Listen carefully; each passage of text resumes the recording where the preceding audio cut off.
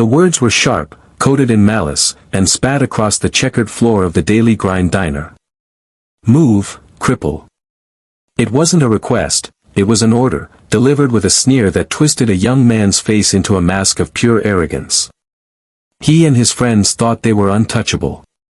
They figured the old woman in the wheelchair was an easy target. What they didn't know was that they had just humiliated a hero. And they couldn't possibly imagine that her brothers in arms were about to walk right through that door. Some stories, whether they happened exactly as told or not, carry a powerful truth. The story we're about to tell you today is one of those. It's a reminder that a person's true character isn't shown in how they treat their equals, but how they treat people they think are beneath them.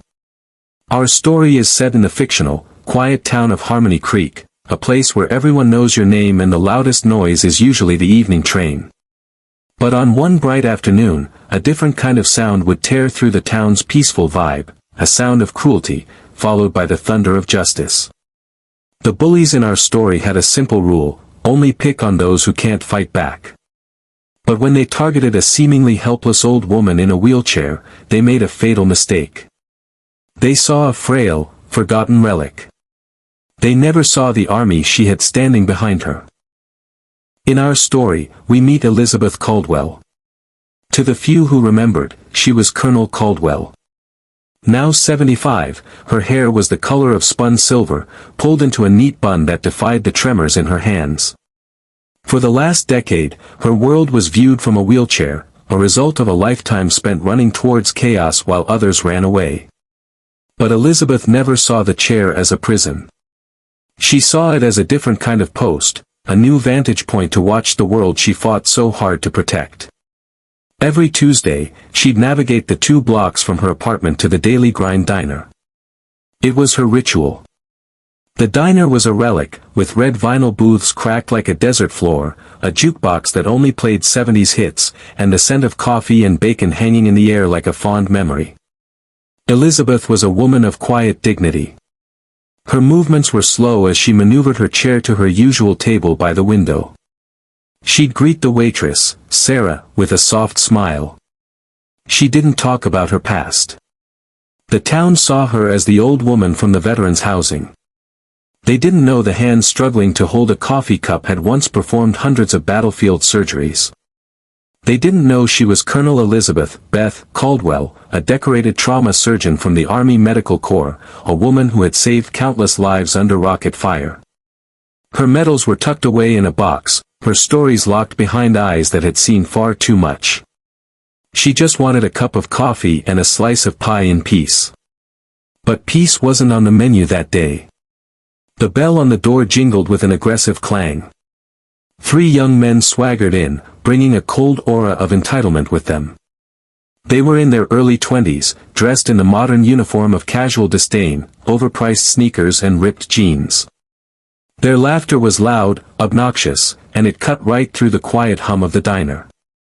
Their eyes scanned the room, not just for a seat, but for a place to assert their dominance. Their gaze landed on the small, unassuming woman by the window. Elizabeth was at a 4-person booth, her wheelchair parked at the edge. To her, it was just her spot. To them, it was an inconvenience, and an opportunity. The leader, a young man with a cocky grin, sauntered over. "Hey. We need this table," he said, his tone leaving no room for argument. Elizabeth looked up, her gaze steady. "I'm sorry, but I'm not quite finished," she replied politely. The young man chuckled, a dry, humorless sound. "Look, lady, it's a big table. We need it. You don't." He gestured dismissively at her wheelchair. "It's not like you're expecting a crowd." The other patrons shifted uncomfortably. A man in a suit suddenly found his newspaper fascinating. A nearby couple started a hushed conversation. The waitress, Sarah, hovered near the kitchen, nervously wringing a dishcloth. This was that moment, the silent, collective decision of bystanders to look away, and their inaction fed the cruelty that was about to bloom. Emboldened, the bully's smirk widened. He leaned in closer, his voice a loud whisper that carried across the diner. So why don't you just roll along? And then came the two words that hung in the air like poison. Move, cripple. The diner went completely silent. Humiliation wasn't a feeling Elizabeth was used to. She had faced down fear, exhaustion, and death itself, but this was a deliberate strike against her dignity. It reduced a lifetime of service to a single, ugly word. The color drained from her face, and her hands began to tremble uncontrollably. The leader's friend snickered. He puffed out his chest, proud of the silent chaos he'd created. Then, with a flick of his foot, he kicked the leg of her table. The jolt tipped her coffee cup, spilling hot liquid across the table and onto her lap. A small gasp escaped her lips. The hot coffee soaked into her slacks, but the burn was nothing compared to the sting of his words. And still, no one moved. No one spoke. They just watched. CTA 1, it's in moments like these that you see what people are really made of. Sometimes, the silence of good people is the loudest sound in the room. If you believe that standing up to bullies is everyone's job, take a second to hit that like button. Let's show the world is full of people who won't just stand by and watch. Now, let's get back to what happened when that silence was finally broken. Just as the bullies were about to double down, a new sound started cutting through the heavy silence. It was faint at first, a low, rhythmic grumble from down the street, the sound of distant thunder on a clear day. It grew steadily, a deep, guttural roar that seemed to vibrate through the floorboards. Heads turned from Elizabeth toward the front window. The grumble swelled into a deafening chorus of engines. One by one, they came into view. Harleys. Big ones. Their chrome fenders glinted in the sun. They weren't just passing through. They pulled up, one after another, forming a perfect, disciplined line right in front of the diner. 10 bikes in total. The engines cut out in unison, plunging the street into a sudden, ringing silence that was even more intimidating than the noise. The three bullies exchanged uneasy glances. Their smug confidence was starting to crack. The diner door swung open, the little bell now sounding like a tiny, frightened alarm. The man who walked in was tall and broad-shouldered. He wore a thick leather vest, or a cut, covered in patches. On the back, in bold letters, were the words, Veteran Vanguard Motorcycle Club. Below that, a patch that simply read, President. He took off his sunglasses, and his gaze swept the room, taking in every detail in a single, practiced motion. His eyes landed on the three young men, and then on the small, silver-haired woman in the wheelchair dabbing at the coffee stain on her lap. 9 more men filed in behind him, moving with a quiet, purposeful energy. They were a mix of ages, from 30-somethings to grizzled vets who looked like they'd been riding since before the bullies were born. They lined up along the wall, a solid wall of leather and denim, silent sentinels whose stillness was more menacing than any threat. The lead bully, trying to get his bravado back, scoffed. "What is this, some kind of grandpa convention?" he sneered, though his voice was a little shaky. "We were just leaving." The biker president took a slow step forward. He ignored the bully completely. His eyes were fixed on Elizabeth. His hard expression melted away, revealing a deep, profound respect. "Colonel," he asked, his voice a low, respectful rumble. "Are you all right, ma'am?"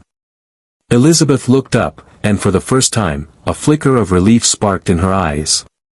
She gave a slight, shaky nod. "I'm all right, Gunny," she whispered.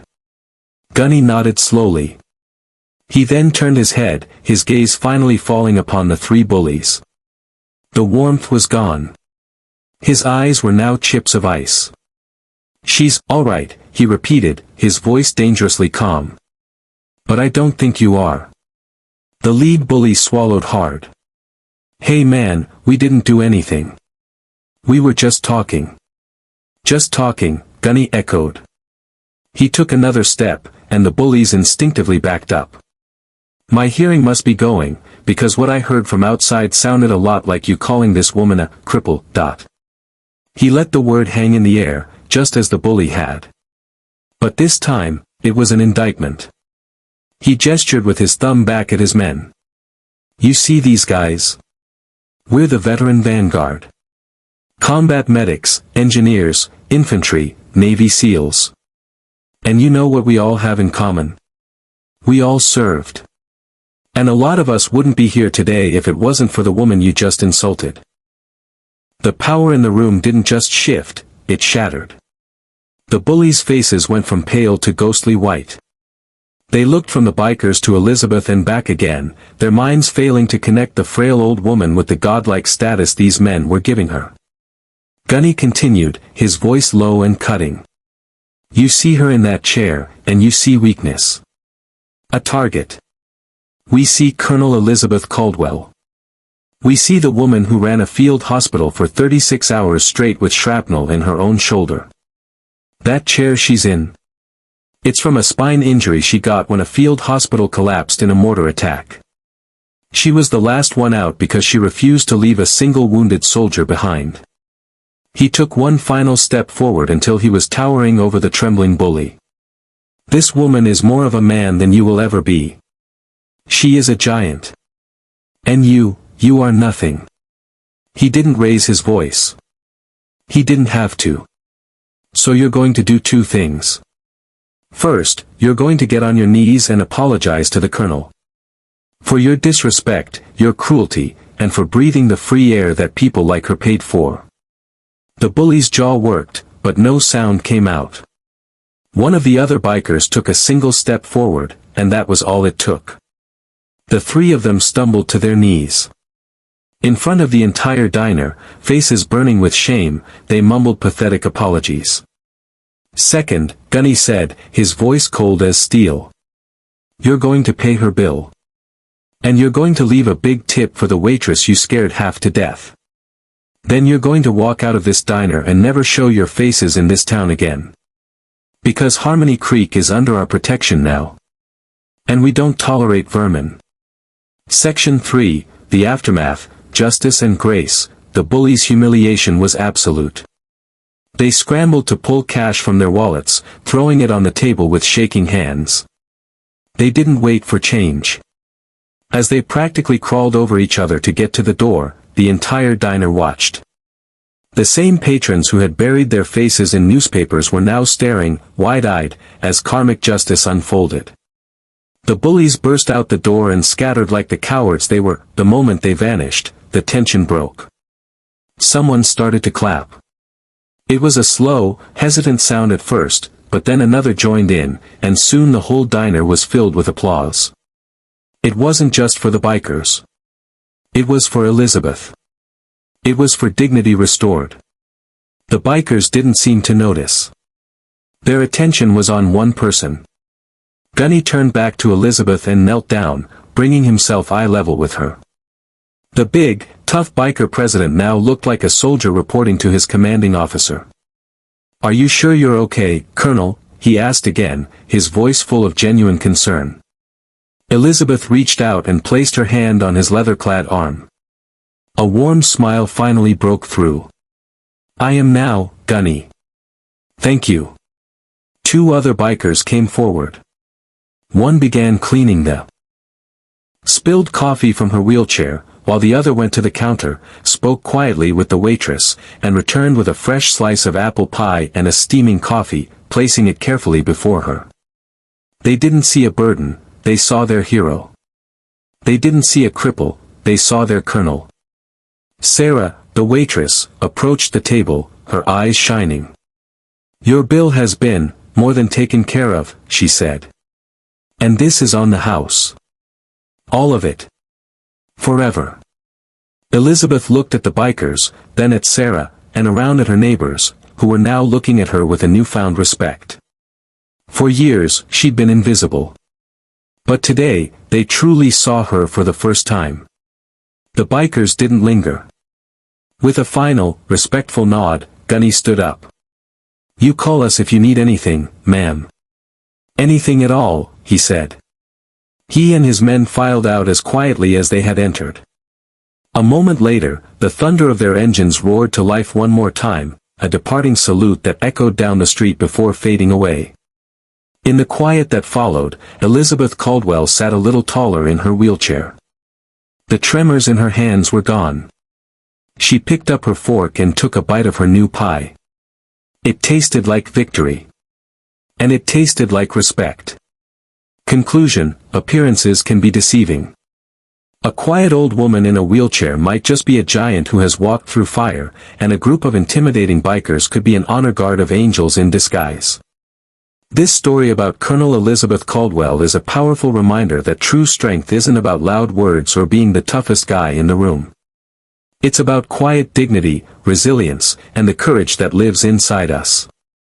It reminds us that standing up for those who are being wronged isn't just a choice, it's a duty. The world is full of bullies. But it's also full of heroes, waiting for their moment to ride in and remind us all what true honor looks like. CTA 2, the men of the veteran vanguard showed up for their colonel. It's a powerful example of loyalty and respect. We want to hear from you. Have you ever seen an unexpected hero step in to right a wrong? Share your story in the comments below. Your experience could inspire someone else to be that hero when the time comes. And if this story resonated with you, make sure to subscribe and hit that notification bell for more stories that restore your faith in humanity. Thanks for watching.